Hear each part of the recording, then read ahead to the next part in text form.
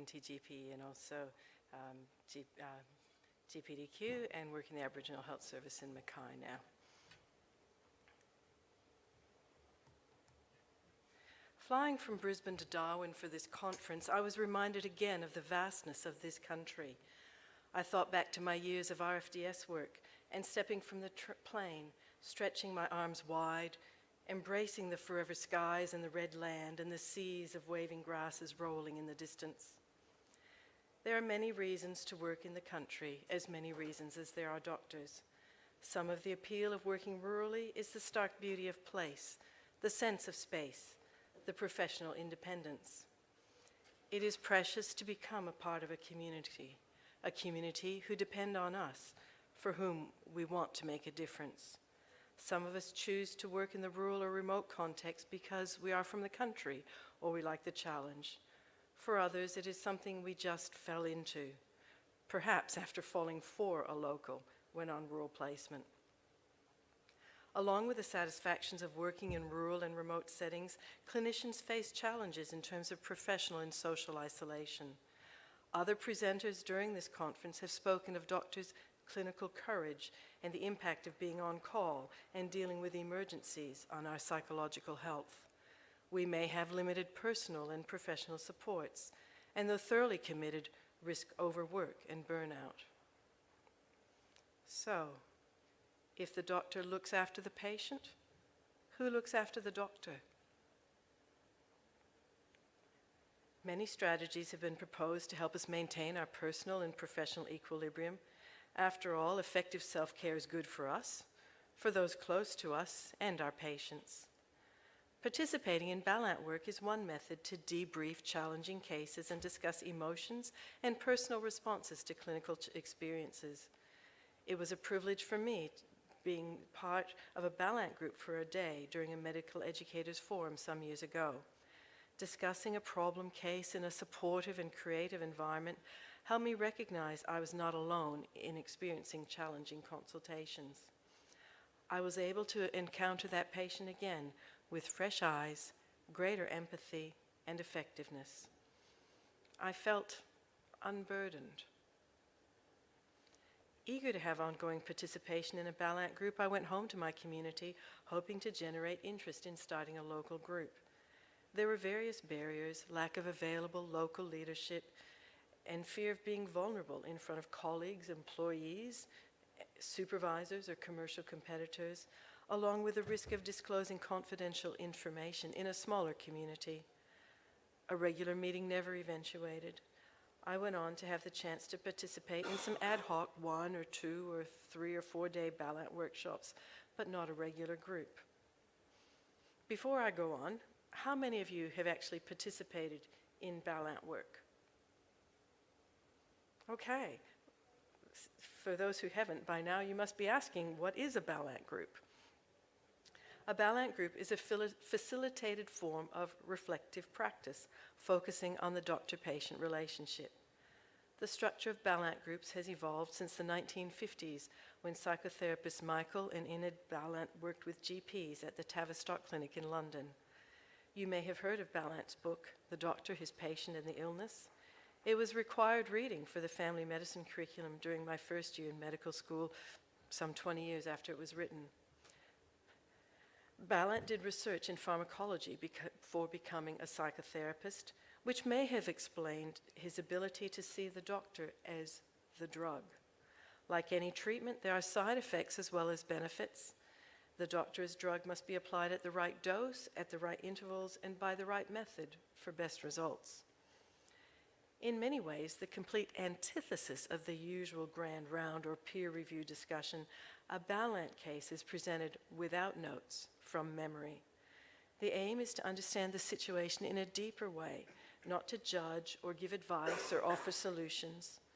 Rather than focusing on the biomedical aspects, the group is encouraged to speculate about what might be happening in the doctor-patient relationship and how the doctor or the patient might be feeling. It provides a safe and confidential environment, validation, and a deeper understanding of the complex issues confronting our patients. The types of cases presented are those that weigh on the doctor's mind, those found difficult for some reason. the patient who has remained in our thoughts and nagged at us. Perhaps the patient is disliked or liked too much. Perhaps there are medically unexplained symptoms, or the patient makes inappropriate demands or just pushes our buttons. There may be family conflicts or difficulties understanding a patient from another culture. Any case is okay for a Balint presentation. Balint groups are not therapy for the participants, though they are often therapeutic. Discussing a case at a Balint meeting means coming away feeling somehow lighter, whether you have presented your own case or been a discussant. Traditional Balint groups have regular face-to-face meetings with the same 8 to 12 members meeting with designated leaders over a period of time. Though my experience initially, as I described, was of Balint groups which formed and worked together over just 1 to several days, then disbanded. Those who participate in Balint groups report reduced rates of burnout, greater work satisfaction, and increased ability to manage the difficult consultation. They are more empathic to patients' feelings and more aware of their own. Participants note that community practice can feel very isolating, and the group helps overcome that. It helps them manage clinical uncertainty. They are less likely to request unnecessary tests or referrals. They see the patient as a human being, and it helps the doctor deal with our fears of being inadequate. I had experienced all this and realized its value for my patients and for me, so it was disappointing to be unable to participate in an ongoing group. Taking part in a community Balint group involves time and commitment. It needs to be a safe environment. Unless a suitable number of doctors in a locality can be found, the group will not be viable. Suitably trained and experienced leaders need to be available, and everyone needs to commit to a regular meeting, generally monthly and over a period of a year or longer. Then one of my medical educator colleagues invited me to join an online Balint group she was running experimentally with fellow GP medical educators. The first online Balint group started only 4 years ago. My colleague has been an international explorer and visionary in implementing online Balint groups. With her, perhaps like Captain Cook, I have discovered diversity, challenge, and a country not quite as empty as supposed. Virtual Balint groups meet using an online platform, ideally one that allows both audio participation and video images of each group member. Online Balint meetings are still few in number, with only 6 groups operating regularly in Australia and New Zealand, and just a couple that I could identify worldwide. My colleague and mentor John Martin, who co-leads our group from Auckland, predicts that rapid changes in acceptance and use of technology will mean in a decade or so, online groups will become the norm rather than the exception. I now co-lead one of those online groups as part of my Balint leadership training. Virtual Balint groups have the potential to be a boon for doctors in rural and regional areas, and can be the form of choice for city docs too. An informal poll of the benefits of meeting online include: you can do it from home, especially helpful to parents of small children. You can do it while you're away. Group members have logged on from overseas, and I've led the group while traveling with medical education work or at a conference such as this one. You can have a quorum when there are not enough people available locally. Confidentiality is managed. You can form a group without your boss or supervisor or employee, leading to greater honesty and safety. Continuity allows trust to develop between group members, which may be hard to achieve at one-day taster or weekend groups.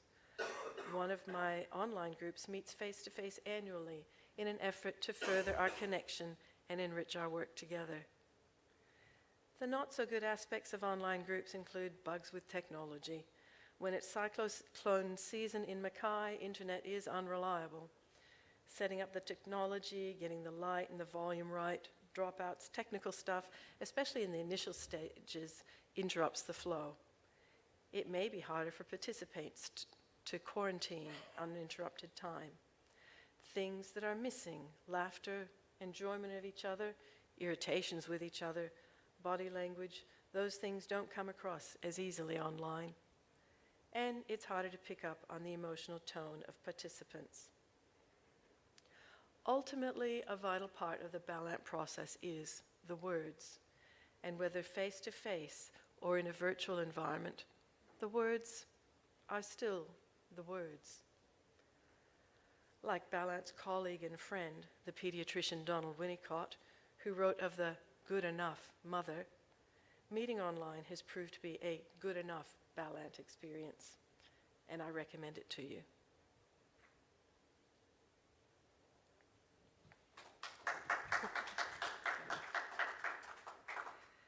Do you have any questions? What do you look for in a Balint group leader? Balint group leader, it's good if they have some experience in Balint groups already, or group work of some kind. Medical educators often are used to working with small groups, and so it can be a natural fit. They have to be somebody who's got the time and commitment to do it. They don't have to be psychotherapists or psychiatrists.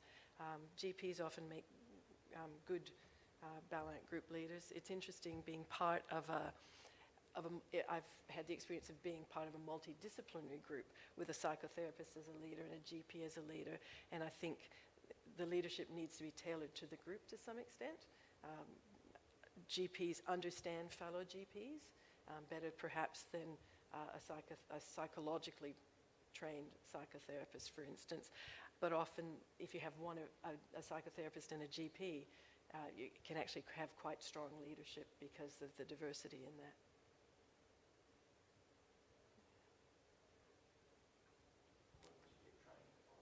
Pardon me? Where would you get training? Yeah, actually my slide's not coming up. The last slide. Just flick through it. Jen. Flick through, just the next one. It should, Okay. stops at that one. All right. Yeah, keep going. I must have bumped something, sorry. Another one. There we go. So the Balint Society of Australia and New Zealand will outline what's involved. The training is usually 2 years of leading or co-leading an online group, and that involves some supervision. So I meet again online with my supervisor who's from Auckland after the session, usually a day or two after the session for that month, and talk through the experience, the interventions, the cases, some things that might have been good to think about and to keep in mind for next time, or how the group's running. I also spend a little bit of time with my co-leader after the session, but they don't do the supervision as they're part of the group. So it's usually 2 years of doing that, and attending a couple of workshops as well as the supervision. And then as the final thing, before becoming an accredited leader, you need to go to a workshop and be assessed running a group, just one session. What I look for is being assessed, wasn't it? I mean, put all interpersonal relationships. Yeah. Many people would be fairly natural. And I think it is. I think being a leader is both easy and hard. I think I realized when I started doing it that the leadership, even though they didn't often make very many interventions, was actually helping make sure that the group explored the important parts of the case. On the other hand, there are times when I've led a group and not said anything because the group is working the case and considering both the doctor and the patient and the relationship between them, and doing that very well. And you can lead a group without being formally trained. I've got friends who just decided they needed the group, and they were getting together, and they'd take it in turns for one of them to be, helping to monitor the group and keep them on track, making sure that they actually discuss things. How do you start a session off? Typically, Do you have a group you know you're going to get 10 people there? Yep. Say, it's your turn to do it this week? It's much more random than that. It's really probably what comes out is the case that the doctor is feeling the most pressure about is the one that gets presented. So typically I start out by saying, we have a few minutes of hello, how are you, which doesn't happen as naturally online as it might if you're gathering together in a meeting room, and then ask who has a case. And generally the most pressing case is the first one that somebody says, I've got a case. and and generally it goes on from there. But sometimes people are a bit shy in coming forward, and it turns out that second or third proposal is the most pressing, really. So it's a bit democratic what gets presented. Again, it varies a lot. In Australia, the cases tend to go for about 45 minutes. The presenter usually presents the case, usually takes somewhere between 3 to 8 minutes to present, but I don't generally cut somebody off because just talking about it can be therapeutic. In Germany, the cases go for 90 minutes, so and anywhere in between is kind of considered normal. So within the group yourself, you might decide how long you want to do it. So one of the group I'm a participant in, we do 2 cases over a 1.5 hour period. The group I'm a leader in, we start and finish within an hour. Yeah. And just do the 1 case.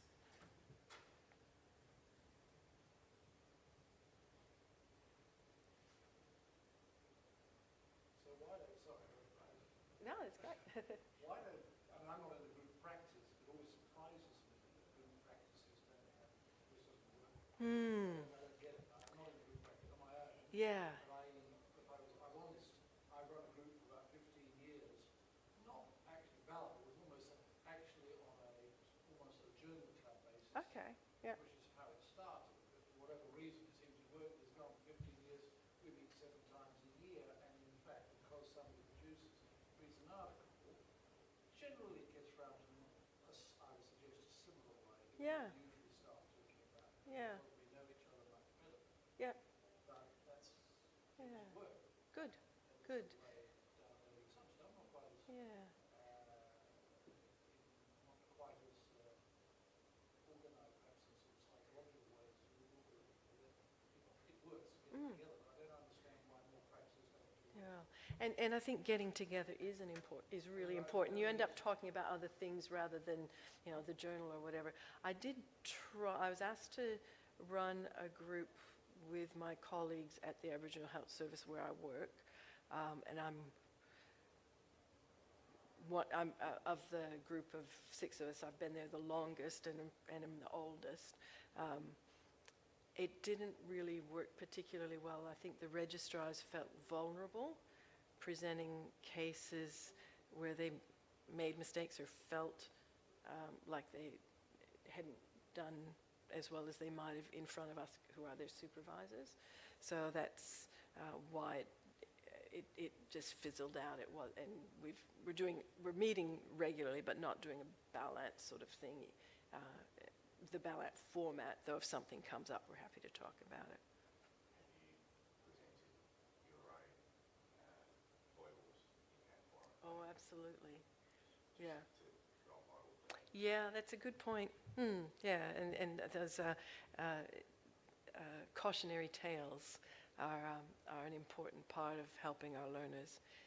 It didn't happen to work in this clinic in that forum. And I think the vulnerability may be part of that. The other thing may be that not having another leader could have been part of it too. I was hoping, in fact, that it was going to involve some of the Aboriginal health workers and give us some better cultural understandings of what might be going on for our patients. But that didn't eventuate. So, Are there any rules about when you can and cannot bring up guidance on this? Yeah, you're not meant to give advice because you're wanting to not be critical. It's meant to be a safe place. With the medical educators group that I first was part of, it was actually designed partly to talk about the difficult registrars as opposed to the difficult cases. So we tended to do that. In one of the groups, in the group I'm co-leading, one of the participants wanted to talk about their boss. And in the end, we agreed not to talk about that because of confidentiality issues. So those were just some illustrations of what we have and haven't talked about.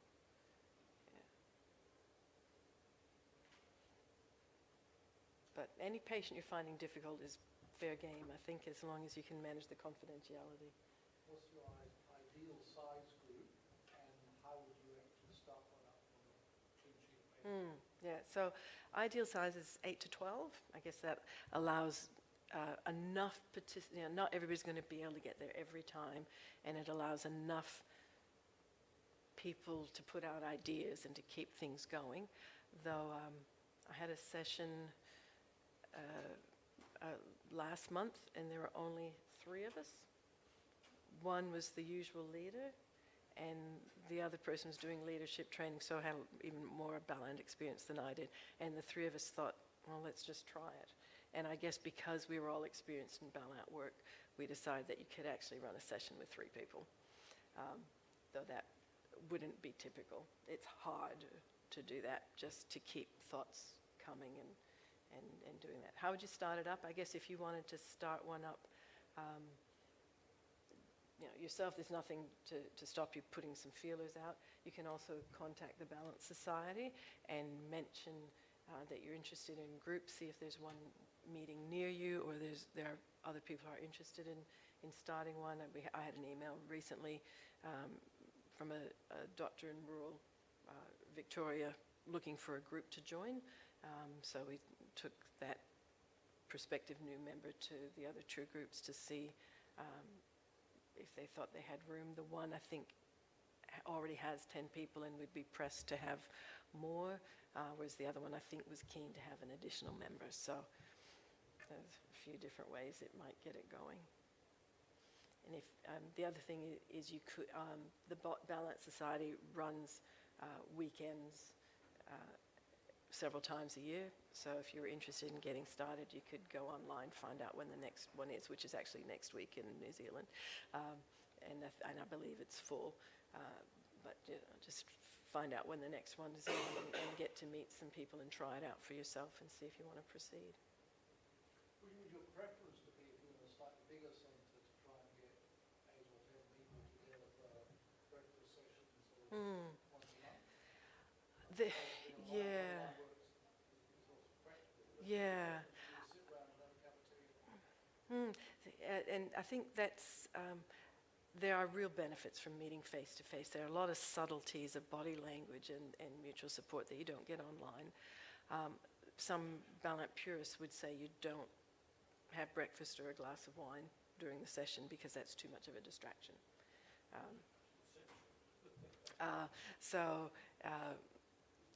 I'll sit down with a cup of tea online, because I think if we're talking for an hour and a half, having something to drink is a help. And sometimes it's a bit of a rush getting online after dinner, especially once you take time zones into account. Queensland, we don't have daylight savings because it fades the curtains, and you have trouble milking cows then. But so with our colleagues, some of them in Auckland and some of them in Hobart, we're juggling time zones sometimes. So I think a face-to-face is ideal. My learning is that online is good enough, and it works. Okay.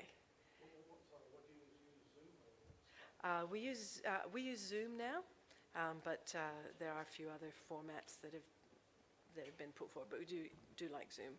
That seems to have been quite a stable format for us. Yeah. So I'm getting the wind up. So thanks very much for your questions, and I'll hang around if you wanted to talk after.